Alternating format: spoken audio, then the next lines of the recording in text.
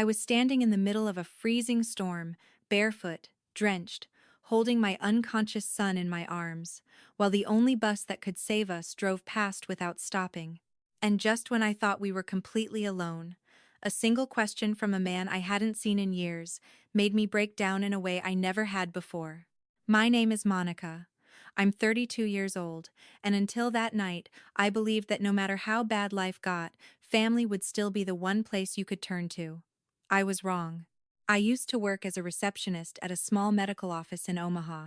It wasn't glamorous, but it paid the bills, and it gave me just enough stability to raise my 5-year-old son, Luke, after my divorce. Life wasn't easy, but it was manageable. I told myself that as long as Luke was safe, warm, and smiling, I could handle anything. But everything started falling apart 2 months ago when I lost my job. One moment, I was holding on to a fragile routine, and the next, it was gone. Bills stacked up. Savings disappeared faster than I could slow them down. I tried everything, job applications, part-time work, even selling a few personal belongings, but nothing came fast enough. And eventually, I ran out of options. Going back to my parents' house was the last thing I ever wanted to do. Pride held me back for as long as it could. But pride doesn't feed a child. Pride doesn't keep a roof over your head. So I swallowed it, and I went back. At first, I told myself it would only be temporary. Just a few weeks, maybe a month, just until I got back on my feet. But from the moment I stepped through that door again, I could feel something had changed. It didn't feel like coming home. It felt like entering a place where I no longer belonged. Still, none of that mattered anymore as I stood at that broken bus stop, the storm raging around me like the world itself had turned against us. The freezing rain lashed against my face so hard it felt like needles piercing my skin. My soaked hair clung to my cheeks, and my thin shirt was completely drenched, offering no warmth at all. But I didn't care about the cold. I didn't care about the pain. All I could feel was the burning heat radiating from Luke's tiny body in my arms. "Luke, baby, stay with me," I whispered, my voice trembling, barely audible over the roar of the wind. His head rested limply against my shoulder. His breaths were shallow, uneven, wrong. Every instinct in my body screamed that something was terribly, horribly wrong. I pressed the back of my hand against his forehead again, even though I already knew what I would feel. Burning. Not just warm, not just a fever. It felt like touching fire. My fingers trembled as I pulled them away. The contrast between his heat and my freezing skin, making it feel even more unreal. How could his body be this hot, while everything around us was so cold? Just 10 minutes ago, I had still been standing at the front door of my parents' house. 10 minutes. That was all it took for my entire life to collapse. The heavy wooden door had slammed shut right in front of my face, the sound echoing in my ears louder than the thunder above. I could still hear my mother's voice from inside, sharp, cold, final. "Don't ever come back." I stood there for a moment, frozen. Not from the cold, but from the disbelief. My suitcase had been thrown onto the wet ground beside me. The porch light flickered once, then went out, as if even the house itself had decided I no longer existed. And now here I was, barefoot, soaked, holding my sick child in the middle of the night, with nowhere to go. I tightened my arms around Luke, trying to shield him from the rain as much as I could, but it felt useless. The wind cut through everything. The cold seeped into my bones. My legs were shaking so badly I could barely stay standing. Headlights appeared in the distance. My heart jumped. The bus. It had to be. I stepped forward, raising one hand, the other clutching Luke tightly to my chest. My entire body leaned toward those lights, like they were the only hope left in the world. "Please, please stop," I whispered, even though the driver couldn't possibly hear me. The bus got closer, closer. For a brief second, I allowed myself to believe that we were going to be okay. But then, it didn't slow down. It didn't stop. It just sped past us, sending a wave of dirty water splashing across my legs, soaking me even more.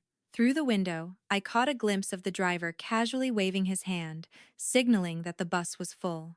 Full. That was it. That was all we were worth. I stood there, frozen in place, as the red taillights disappeared into the darkness, taking the last bit of hope with them. My knees buckled slightly, and I had to force myself to stay upright. I couldn't fall. Not now. Not when Luke needed me. I looked down at him, my vision blurring with tears. "Please, don't leave me," I choked out. His small body twitched weakly in my arms, his breathing uneven, like he was fighting something I couldn't see, couldn't stop. Panic clawed its way up my throat, tightening with every second. I couldn't wait here. I couldn't do nothing. If no one was going to help us, then I would make them. I stepped off the curb, my bare feet hitting the freezing asphalt, ready to run into the road, ready to beg, scream anything to get someone to stop. And then, a sleek black car pulled up to the curb. It was so quiet compared to the chaos around me that for a moment, it didn't even feel real. The engine purred softly, almost out of place in the storm. I froze. The tinted window slowly rolled down, and when I saw the face inside, my breath caught in my throat. It was him, my grandfather, Benedict, a man I hadn't seen in years, a man who used to feel distant, untouchable, like someone who existed in a completely different world from mine. But in that moment, the look on his face wasn't cold. It wasn't distant. It was shock. Real, raw shock. "Monica?" he said, his voice cutting through the sound of the rain. "What are you doing out here?" His eyes moved quickly from my soaked clothes to my bare feet, and then finally to Luke in my arms. And everything about him changed. "Why does he look like that?" he demanded, his voice suddenly sharp, urgent. "What happened to him?" I opened my mouth to answer. I tried, but nothing came out. Because in that moment, I realized something I hadn't allowed myself to feel until then. We weren't just unlucky. We weren't just struggling. We had been abandoned. And hearing someone finally ask that question, not with judgment, but with genuine concern, it broke something inside me. Tears spilled down my face, mixing with the rain as my body shook uncontrollably. I didn't know where else to go," I whispered, my voice cracking. "Please, help him." And that was the moment everything began to change. The warmth inside the car should have made me feel safe. But it didn't. Not completely. As the rain hammered against the windows and the city lights blurred into streaks of gold and white, I sat there, clutching Luke against my chest, feeling the heat of his fever seep through my skin like a silent warning that we were running out of time. My grandfather had already barked orders at the driver, telling him to ignore every speed limit and get us to the nearest private hospital as fast as possible. But even with the engine roaring beneath us, it felt too slow. Too late. I couldn't stop shaking, not just from the cold anymore, but from everything that had led us here. Because the truth is, that night didn't begin at the bus stop. It began hours earlier, inside a house that used to feel like home but had slowly turned into something else entirely. Something colder. Something suffocating. 12 hours before the storm hit Omaha, I was standing in the kitchen of my parents' house, staring down at a sink full of dishes that didn't belong to me. The sunlight that filtered through the window looked warm, almost comforting, but it didn't reach me. It never did anymore. That house had changed. Or maybe I had. Either way, I no longer belonged there. After losing my job 2 months ago, I had no other choice but to come back. Every step that led me to that front door had felt heavier than the last. I remember standing there with Luke beside me, holding his small hand, trying to convince myself that this was temporary, that things would get better, that my parents, despite everything, would at least care enough to help us through the worst of it. I was wrong. From the very first day, it was clear that I wasn't being welcomed back as a daughter. I was being tolerated. There's a difference, and you feel it in everything. In the way no one hugs you when you arrive. In the way your presence is acknowledged with silence instead of warmth. In the way your belongings are quietly moved to the basement, like you're something that needs to be stored, not lived with. That basement became our world. It was damp, cold, and smelled faintly of mildew no matter how much I tried to clean it. The small window near the ceiling barely let in any light. And at night, the sound of pipes and creaking wood made it feel more like a forgotten corner of the house than a place meant for people. But I told myself it didn't matter. As long as Luke had a place to sleep, as long as we weren't on the streets, I could endure anything. I woke up every morning at 5 a.m. without fail. Not because I wanted to, but because I had to. By the time the rest of the house stirred, the floors would already be scrubbed, breakfast prepared, and the kitchen spotless. I moved quietly, efficiently, trying to make myself as invisible as possible because the less I was seen, the fewer problems I caused. Or at least, that's what I hoped. Every dollar I had left from my unemployment benefits went straight into my mother's hands. She called it contributing to the household, but the way she took it without hesitation, without gratitude, made it feel more like a debt I was constantly failing to repay. Meanwhile, upstairs, life was very different. My sister Alicia lived in the guest suite like she was staying in a hotel. She slept in until noon, scrolled through her phone, ordered things online, and moved through the house with the kind of ease that only comes from never having to worry about anything. She didn't cook. She didn't clean. She didn't help. And yet, she was treated like she was the center of everything. I tried not to let it bother me. I really did. I told myself but it's hard to ignore the way you're treated when it happens right in front of you every day. That morning, Luke had been quieter than usual. Normally, he would run around, ask a million questions, laugh at the smallest things. But that day, he stayed close to me, his energy low, his voice softer. At first, I thought maybe he was just tired. But then the coughing started. Dry, sharp, persistent. Each sound echoed through the house in a way that made my chest tighten with unease. I knelt down beside him, placing my hand gently on his forehead, and that's when I felt it. The heat. It wasn't mild. It wasn't something I could brush off or wait out. It was wrong. A wave of panic hit me instantly. "Hey, it's okay," I whispered, trying to keep my voice steady even as my mind raced ahead of me. "Mama's here." I carried him downstairs to the basement, wrapping him in a thin blanket, trying to make him comfortable. But the air down there was always slightly damp, and no matter how many layers I added, it never felt warm enough. I knew he needed medicine. Immediately. I rushed to my bag, pulling out my wallet with trembling hands, flipping it open like maybe, just maybe, something would be there this time. But it wasn't. Empty. Completely empty. And then it hit me. The last $40 I had. I had already given it to my mother the day before for groceries. For a moment, I just stood there, staring into my wallet like it might magically change if I looked long enough. But it didn't. Reality settled in hard and fast. I had a sick child, and not a single dollar to help him. I swallowed the lump forming in my throat, forcing myself to move, because standing there wouldn't fix anything. I had to ask, even if it meant humbling myself again. Even if it meant hearing words I didn't want to hear. I walked upstairs slowly, each step heavier than the last, until I found my mother sitting comfortably in the living room. She was flipping through a fashion magazine, a glass of iced tea resting on the table beside her, completely at ease. Like nothing in the world was wrong. I hesitated for a second, then stepped forward. "Mom," I said softly, my voice careful, controlled. "Can I borrow $20? Luke has a fever, and I need to get him some medicine." For a brief moment, I thought she might look up, that she might show even the smallest sign of concern. But she didn't. She just turned the page. "You lost your job, not your brain, Monica," she said flatly. "Stop mooching." The words hit harder than I expected, not because they were new, but because they were so easily said, like I meant nothing, like Luke meant nothing.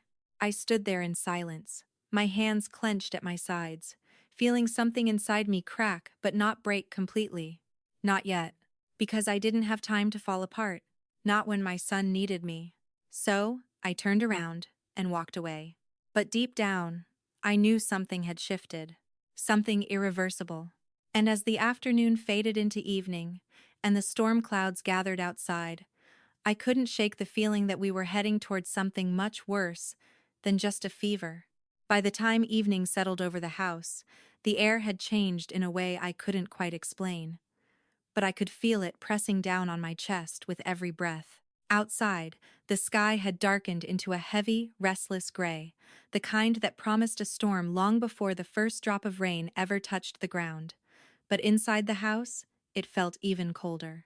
Luke lay curled up on the thin mattress in the basement, his small body wrapped in layers that never seemed to be enough. I sat beside him, brushing damp strands of hair away from his forehead, checking his temperature again and again as if repetition alone could somehow bring it down. It didn't.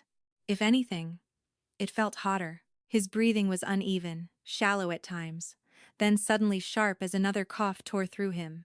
Each sound cut through me like glass. Shh. It's okay, baby, I whispered, though I wasn't sure who I was trying to comfort anymore, him or myself. The basement felt suffocating. The air was damp, thick, and carried a faint chill that crept into everything, his blankets, my clothes, even my bones. I tried to ignore it, tried to believe that if I just stayed close enough, I could keep him warm. But a quiet, terrifying thought kept whispering in the back of my mind. This isn't enough. I needed help. I just didn't know where it would come from. I stepped away for a moment, pulling out my phone and dialing the one person I knew wouldn't judge me. Sarah. My voice cracked the second she picked up. She didn't ask questions right away. She just listened. And when I started crying, really crying, she stayed on the line, steady and calm, trying to ground me from miles away. I wish I could be there, she said softly. Monica, you shouldn't be going through this alone. I'm not alone, I replied automatically, but the words felt like a lie the moment they left my mouth, because I was. Completely. I just need a little help, I added quickly. He has a fever. I just need to get him medicine. There was a pause on the line. I can send you money, she offered. But it'll take time. It won't get there tonight. Tonight. That word echoed in my head like a ticking clock. I know, I whispered. It's okay. But it wasn't. We both knew it wasn't. After I hung up, the silence felt louder than before. And then, footsteps. Slow, casual, unbothered. Alicia. She came down the stairs like she had just woken up from the best nap of her life, stretching her arms, completely relaxed. Her hair was perfect, her expression, light. Like she lived in a completely different world. She glanced at Luke for half a second, then looked at me. What's with all the noise earlier? She asked, her tone mildly annoyed. You woke me up. I blinked at her, not fully understanding what I was hearing. He's sick, I said quietly, trying to keep my voice steady. He has a high fever. She let out a small, dismissive laugh. Or maybe you're just trying to get out of making dinner, she said, leaning against the wall. Honestly, Monica, this whole struggling single mom thing is getting a little old. For a moment, I couldn't speak. Because there are some things so cruel. They don't even feel real at first. I just stared at her, searching her face for any sign that she didn't mean it. There was none. She shrugged and turned away, already bored with the conversation. Mom's upstairs, she added casually. But don't expect her to fall for whatever this is. Whatever this is. I felt something inside me tighten, like a knot pulling itself tighter and tighter. But I didn't respond. Because I knew arguing wouldn't change anything. It never did. Instead, I went back to Luke, kneeling beside him again, placing my hand gently on his chest just to feel him breathing. Still here. Still fighting. As the evening turned into night, the storm finally broke. Rain began to hit the small basement window in uneven bursts at first, then harder, louder, until it became a constant roar. Thunder followed, shaking the walls just enough to make everything feel unstable. I didn't sleep. I couldn't. I stayed there, counting his breaths, whispering to him, adjusting the blanket, checking his temperature over and over again like I could control something, anything, in a situation that was slipping further out of my hands with every passing hour. And then, sometime in the middle of the night, I must have closed my eyes. Because the next thing I remember was the sound. A sound I will never forget. It wasn't a cough. It wasn't crying. It was something else. A choking, gasping noise. Like someone trying to breathe underwater. My eyes snapped open instantly. Luke? I whispered, my heart already racing. No answer. I turned toward him, and everything inside me stopped. His body was jerking violently against the mattress, his limbs stiff, trembling uncontrollably. His eyes were unfocused, his breathing broken into sharp, irregular bursts that didn't sound human anymore. No, no, no, no, Luke. I grabbed him, my hands shaking so badly I could barely hold him still. His skin. It was burning. Not just hot, burning. I fumbled for the thermometer, barely managing to place it under his arm, my breath coming in shallow, panicked bursts as I waited for it to beep. When it did, I looked down. Bon muirak. My vision blurred. This wasn't a fever anymore. This was an emergency. A real one. And suddenly, everything became very clear. I couldn't wait. I couldn't think. I couldn't hesitate. I scooped him into my arms, not even bothering with shoes, not even grabbing a jacket. Nothing mattered except one thing. Get help. Now. I ran up the stairs, my bare feet slamming against the wood, my heart pounding so hard it felt like it might burst out of my chest. The house was dark, quiet, untouched by the chaos happening just one floor below. I didn't knock gently. I didn't hesitate. I slammed my fist against my parents' bedroom door as hard as I could. "Dad! Open the door!" I shouted, my voice breaking. A few seconds passed. Then, the door opened. And there he was. Annoyed. Not worried. Not afraid. Annoyed. "What is it?" he snapped, rubbing his eyes. I didn't wait. "Luke is seizing," I cried, holding him out. "We need to go to the hospital, please. I need the car." For a split second, I thought, maybe now. Maybe this would be the moment everything changed. But instead, he looked past me, out the window, at the storm, then back at me. And what I saw in his eyes wasn't concern. It was calculation. "I just had the car detailed," he said flatly. "I'm not letting a sick kid throw up all over it. Call a taxi." The words didn't make sense. Not at first. Because my brain refused to process that this was real, that this was happening. Right now. Behind me, I heard movement. My mother, Alicia, drawn by the noise, but not by concern, by irritation. And in that moment, something inside me began to break. Not slowly, not quietly, but all at once. Something inside me didn't just crack in that moment, it shattered. I don't even remember deciding to scream. It just happened. The words tore out of me, raw and uncontrollable, echoing through the hallway like they had been trapped there for years. "What is wrong with you?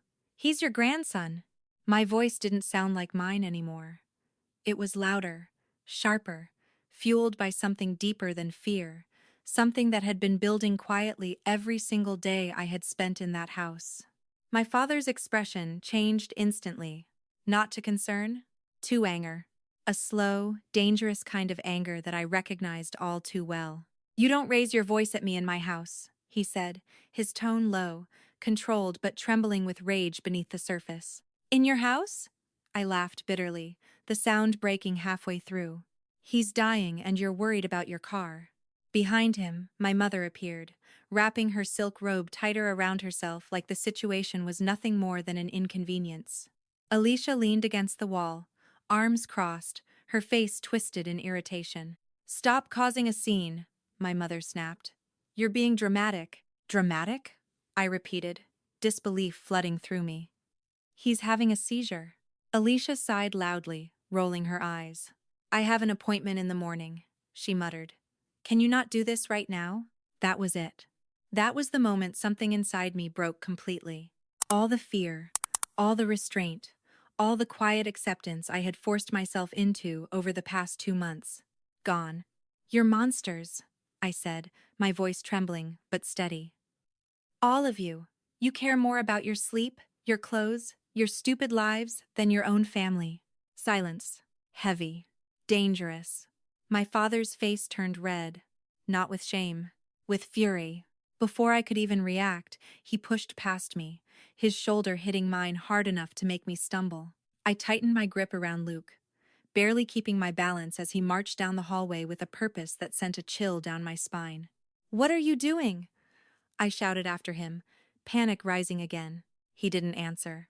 He just walked straight to the closet, where I had kept my few belongings, if you could even call them that, and yanked my suitcase out with a force that made the door slam against the wall. "No, stop!" I cried, following him, my voice cracking. "Please, not now, he needs help." But he didn't stop. Didn't even hesitate. He dragged the suitcase down the hallway, the wheels bumping loudly against the floor, then straight to the front door. And then, he opened it. The storm outside roared instantly into the house, wind and rain rushing in like it had been waiting for permission.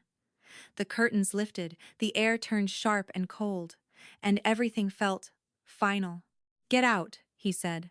Just 2 words. Flat. Absolute. My heart dropped. "You can't be serious," I whispered, shaking my head, my body trembling in disbelief. "He's sick.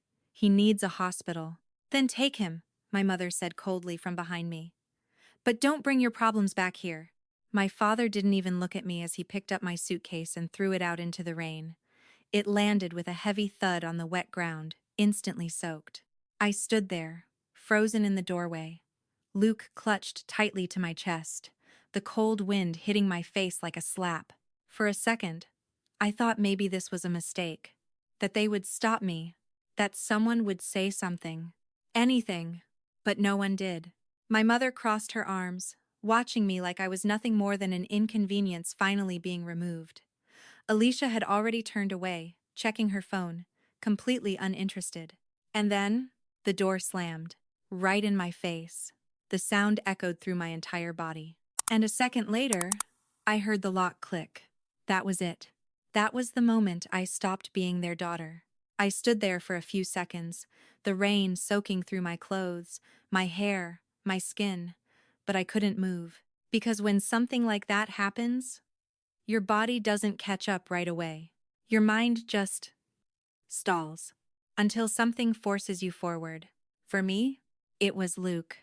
His breathing, still uneven, still fragile, still fighting. And suddenly, nothing else mattered. Not the house, not them, not the pain. I stepped off the porch and into the storm. I didn't grab my suitcase. I didn't look back. I just ran. The rain hit hard, blinding me, soaking me within seconds. My bare feet slapped against the pavement, slipping slightly with each step. But I didn't slow down. I couldn't. Every second felt like it mattered. Every breath he took felt like it might be his last. I don't even remember how long I ran. Minutes. Maybe longer. Time didn't make sense anymore. All I knew was that I had to find help. And that's how I ended up at the bus stop. Cold. Alone. Desperate. Until that car. That moment. That question. And everything changed. 30 minutes later, the world felt completely different. Not safe. Not yet. But different. The inside of the car was quiet, almost eerily so compared to the chaos outside. The rain still pounded against the windows, but it felt distant now, like it belonged to another world. I sat there, still holding Luke, my arms aching, my body exhausted, but I didn't dare loosen my grip, not even for a second. My grandfather sat beside me, his presence solid, unmoving, but there was something in his expression I had never seen before. Fear. Real fear. He gently adjusted the expensive coat he had wrapped around Luke, his movements careful, almost protective in a way that made my chest tighten. "Stay with me, little one," he murmured under his breath, his voice low. The car sped through the streets, ignoring lights, ignoring rules, cutting through the storm like it was the only thing that mattered. And maybe it was. When we finally reached the hospital, everything happened fast. Too fast. The car hadn't even fully stopped before the doors opened. And suddenly there were people everywhere, doctors, nurses, voices overlapping, hands reaching for Luke. "He's seizing high fever, possible respiratory distress," my grandfather was already explaining, his voice sharp, controlled. They took him from my arms. And just like that, he was gone. I stood there, my hands empty, my body swaying slightly as the adrenaline that had been holding me together began to fade. "Ma'am, this way," someone said gently, guiding me inside. I didn't remember walking, didn't remember sitting. All I knew was that I was suddenly in a room that looked too clean, too bright, too calm, compared to everything that had just happened, and I couldn't breathe. Not properly. Time stretched. Minutes felt like hours. Every second dragged, heavy and unbearable. Until finally, the door opened. A doctor stepped in, his expression serious. And my heart stopped. "They've stabilized him," he said. The words hit me like air after drowning. But then, "There's something you need to understand." And just like that, I knew this wasn't over. The doctor's words should have brought me relief. And they did, for a moment. "They've stabilized him." I felt my knees weaken, the tension that had been coiled inside my chest, finally loosening just enough for me to breathe again. But the way he paused after that, the way his expression didn't soften, it told me there was more. "There's something you need to understand," he continued carefully. "Your son is suffering from severe acute pneumonia. His condition was significantly worsened by prolonged exposure to cold and damp environments."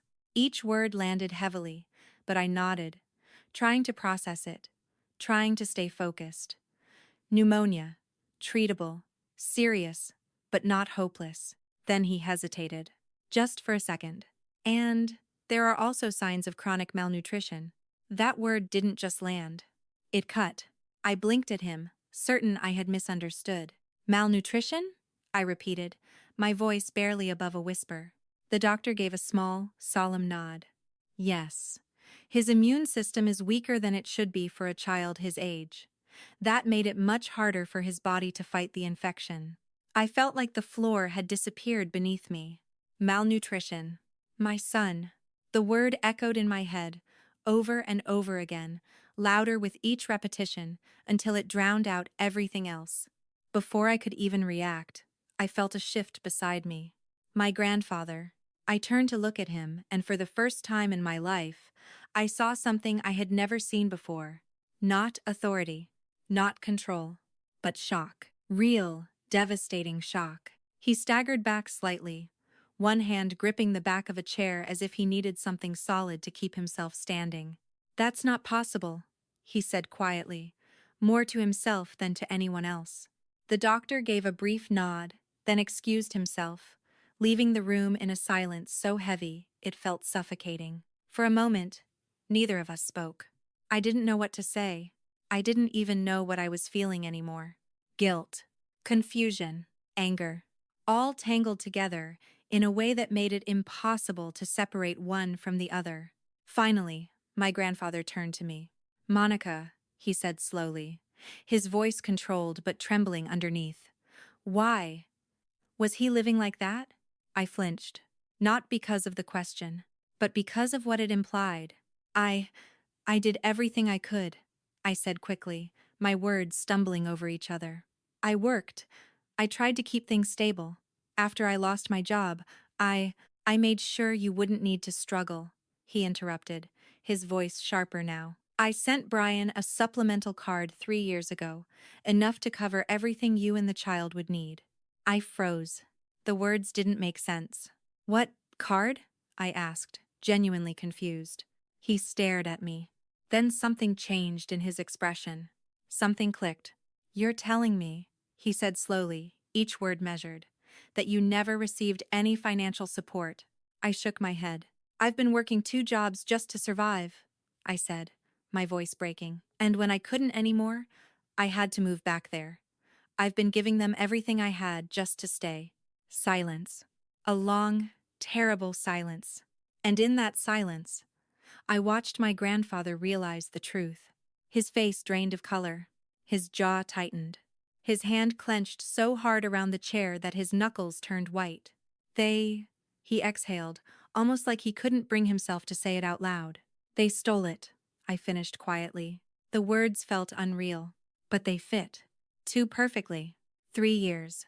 3 years of money meant for me, for Luke, disappearing without a trace. And suddenly, everything made sense. The way my parents never seemed concerned about money. The way my mother spent casually while denying me basic necessities. The way I had been made to feel like a burden, while they lived comfortably. It wasn't just neglect. It was theft. And worse than that, it was deliberate. My grandfather didn't raise his voice. He didn't shout. He didn't need to, because the calm that settled over him was far more terrifying than anger. He reached into his pocket and pulled out his phone. "Henderson," he said when the line connected. "I need you to start a full forensic audit of Brian's accounts. Immediately. I want every transaction from the last 5 years reviewed before morning." He paused, listening. "No, this cannot wait." He ended the call, his movements precise, controlled. Then he turned back to me, and for the first time that night, I saw something different in his eyes. Not just anger, not just shock, but protectiveness. "I promise you," he said quietly, "this will be dealt with." Something inside me finally gave way. Not from fear, not from pain, but from relief. For the first time in what felt like forever, someone believed me. I sank down onto the chair behind me, my body too exhausted to stay upright any longer, and covered my face with my hands as the tears came slow at first, then all at once. Not just for what had happened that night, but for everything that had led to it. The humiliation, the silence, the constant feeling of being less than. And now, the truth. By morning, the storm outside had passed, but inside that hospital room, something else was building, something far more powerful. At exactly 7 a.m., the door opened again. This time, it wasn't a doctor. It was a man in a perfectly tailored suit, carrying a leather briefcase. Henderson, my grandfather's attorney. He walked in with quiet confidence, his expression serious, focused, no wasted movements, no unnecessary words. "Sir," he said with a slight nod, "I have the preliminary findings." My grandfather gestured toward the table. "Show us." Henderson opened his briefcase and began laying out documents one by one. Bank statements, copies of checks, transaction records. The evidence built quickly, overwhelmingly. I leaned forward, my eyes scanning the pages, trying to make sense of the numbers until one detail caught my attention. Wu Tianmeiyuan.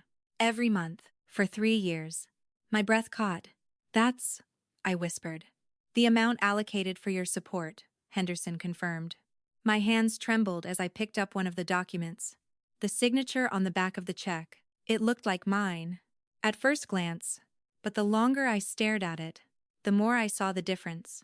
The slight inconsistency, the unnatural curve. It wasn't my handwriting. It was a forgery. A poor one, but good enough to pass. "He's been signing my name," I said, my voice hollow. Henderson nodded.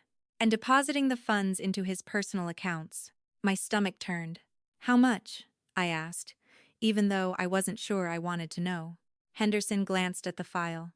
"Approximately $180,000 over the last 3 years. The number hit me like a physical blow. Shibawan. Money that could have changed everything. Money that could have kept Luke healthy, safe. Instead, I had been begging for $20. My grandfather closed his eyes for a moment, as if steadying himself. "Where did it go?" he asked quietly. Henderson slid another document across the table. "Gambling platforms, luxury retailers, high-end services." I didn't need to read the details. I had already seen the evidence in a different form. The designer bags, the expensive clothes, the effortless comfort. They hadn't just taken the money. They had spent it, without hesitation, without guilt, without a second thought about what it meant for us. My grandfather's hand slammed down on the table. Not loud, but final. "That's enough," he said. When he looked up again, the man sitting in front of me was no longer just my grandfather. He was something else entirely. Cold, decisive, unforgiving. "Prepare the eviction notice," he said to Henderson, "and file the lawsuit. I want them out immediately." Henderson nodded. "It will be done." And just like that, everything began to shift. Because this time, we weren't the ones being thrown out into the storm. They were. Everything moved quickly after that. But somehow, it still felt like time had slowed down just enough for every moment to sink in. That evening, we returned to the house, the same house that had shut its door on me just hours before, the same place that had felt like a prison disguised as shelter. But this time, I wasn't standing outside in the rain. This time, I walked in behind my grandfather. The front door opened under the firm push of one of his security men, and immediately, the smell hit me rich, indulgent, almost suffocating. Seared steak, expensive wine, warm lighting, laughter. For a split second, it didn't feel real. Because while my son had been lying in a hospital bed, fighting to breathe, they had been celebrating. My father sat at the head of the dining table, a glass of red wine in his hand, mid-laugh. My mother leaned back in her chair, relaxed, composed. Alicia sat across from them, scrolling through her phone, her plate half finished. It looked like a scene from a life we had never been allowed to be part of. The laughter died the moment they saw us. The silence that followed was sharp enough to cut through the room. My father's hand froze mid-air, the glass trembling slightly before he set it down. His face lost color so quickly it was almost frightening. "Dad?" he said, his voice uncertain, confused. My mother recovered faster. She always did. "Oh, thank goodness you're here," she said, rising from her chair, her voice instantly shifting into that familiar tone, soft, worried, practiced. "We've been so concerned. Monica ran off last night with some man. She dragged Luke out into the storm." Enough. My grandfather's voice didn't need to be loud. It stopped everything. My mother froze mid-sentence, her expression faltering for just a fraction of a second before she tried to recover again. But it was too late. He reached into his jacket and pulled out a stack of photographs. Without a word, he threw them onto the table. They slid across the polished surface, stopping in front of them. Images of Luke. In the hospital. Small, pale. An oxygen mask covering his face. IV lines taped to his fragile arms. The room seemed to shrink around us. My mother's lips parted, but no words came out. My father stared at the photos, his breathing uneven now, his confidence slipping away piece by piece. "You left him to die," my grandfather said quietly. The weight of those words pressed down on all of us. "No, that's not what happened," my father started, his voice breaking. "You had a choice," my grandfather continued, his tone calm but cutting. "And you chose comfort." Silence. Thick, unavoidable. Then, with a small nod, he signaled Henderson forward. The lawyer stepped up, placing a document neatly on the table beside the photographs. "Mr. Bryan, Mrs. Donna," he said in a calm, professional tone. "As of this moment, your permission to occupy this property has been revoked. You are required to vacate immediately." My father blinked. What are you talking about?" he stammered. "This property," Henderson continued, "is owned by a holding company under Mr. Benedict's control. You have no legal claim to it." The words seemed to echo. "No claim." My mother's composure finally cracked. "That's ridiculous," she snapped, her voice rising. "We've lived here for years." "As guests," Henderson replied simply. Another document followed. "This is a notice of legal action regarding the misappropriation of approximately $180,000 in funds, along with charges of forgery and financial fraud." The room exploded. "It was her idea," my father suddenly shouted, pointing at my mother, his voice desperate. "She told me to sign the checks," she said. "Monica didn't need the money." "You spineless coward," my mother screamed back. "You were the one gambling it away." Their voices overlapped, rising, clashing, turning against each other with a speed that was almost dizzying. And in the middle of it all, Alicia. "My cards aren't working," she cried suddenly, staring at her phone in horror. "I can't access anything." "Grandpa, you can't do this to me. I didn't do anything." My grandfather looked at her, then at all of them. And for a moment, there was nothing in his expression at all. No anger, no sympathy. Just finality. "We're done here," he said. And just like that, we left. We didn't stay to watch the rest. We didn't need to, because the consequences had already begun. The next morning, it became real. Not just for them, but for everyone. 3 large trucks pulled into the driveway just after sunrise, their engines loud enough to draw attention from every house on the street. Neighbors stepped outside, coffee mugs in hand, curiosity quickly turning into recognition. And then, whispers. People always notice when something falls apart, especially when it used to look perfect.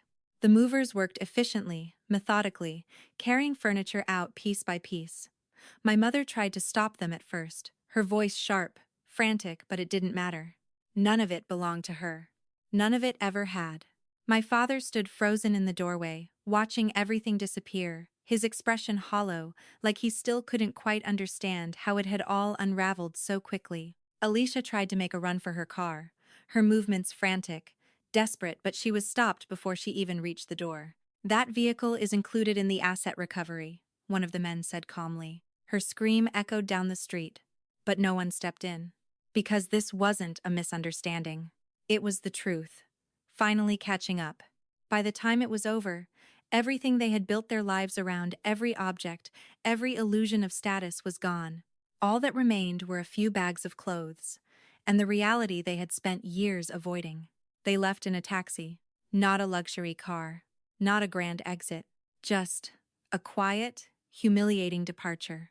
And for the first time in a long time, the house was silent. 2 months later, my life looked completely different.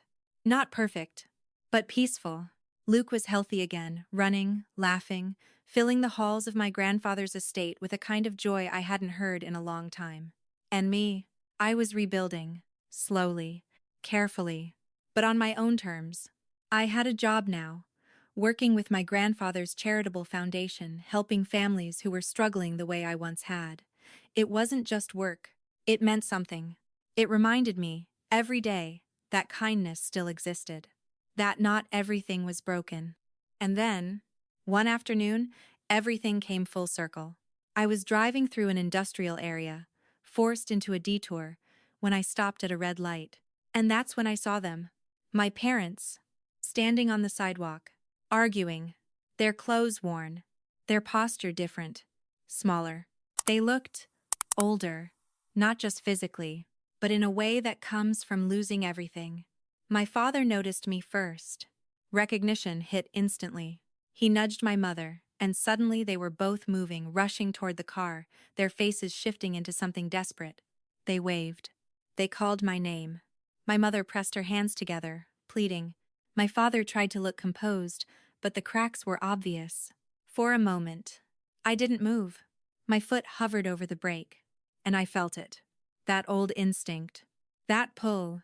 To help, to forgive, to go back. But then, I saw it again. Luke, in my arms, burning, with fever, fighting to breathe. And I heard their voices. Cold, indifferent. Call a taxi. The light turned green. And this time, I didn't hesitate. I pressed the gas and drove forward, leaving them behind. Not with anger, not with hatred, but with something far stronger, acceptance. Because sometimes, walking away isn't cruelty, it's survival. Some stories don't just end, they stay with you. Monica's journey isn't only about revenge or justice, it's about awakening.